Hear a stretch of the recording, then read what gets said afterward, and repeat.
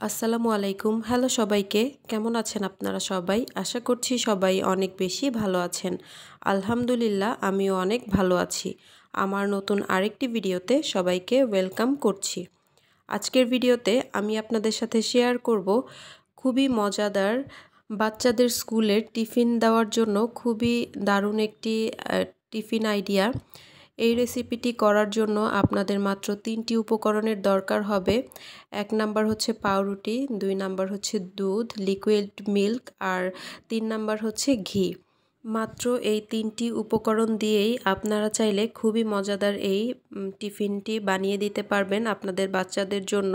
আর সময়ও খুব কম লাগে, মাত্র 5 মিনিটের মধ্যে আপনারা এই টিফিনটি বানিয়ে নিতে পারবেন।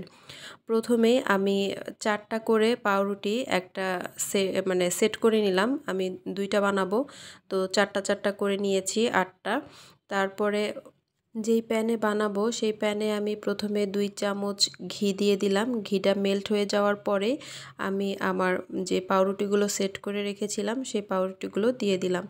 ওভাবেই দিতে হবে 4 পিস করে, একটার উপর আরেকটা। তারপরে আমি যে লিকুইড মিল্কটা রেখেছিলাম অল্প অল্প করে সেই মিল্কটা এর উপর দিয়ে ঢেলে দিতে হবে। আর সাইডে যে মিল্কগুলো থাকবে সেগুলোকে এভাবেই দিয়ে দিতে হবে পাউরুটির ভিতরে। যখন অল্প অল্প করে দিতে হবে, একবারে সব দেওয়া যাবে না। আমি এখানে 1 মগ পরিমাণে মিল্ক ব্যবহার করেছি। এই তো এখন দেখেই বুঝতে পারছেন যে কাজটা কিভাবে করতে হবে। কিছুটা মিল্ক দিয়ে দেওয়ার পরে যখন আবার শুকিয়ে যাবে তারপরে আবার দিতে হবে। এভাবে করে যখন একটা সাইড হয়ে যাবে তখন উল্টে দিবেন। এরকম গোল্ডেন ব্রাউন কালার হলেই কিন্তু পারফেক্ট, এর চেয়ে বেশি কালার করতে যাবেন না। এই তো এরপরে আমি বাকি দুধটুকু দিয়ে দিলাম অপর সাইডটা হওয়ার জন্য।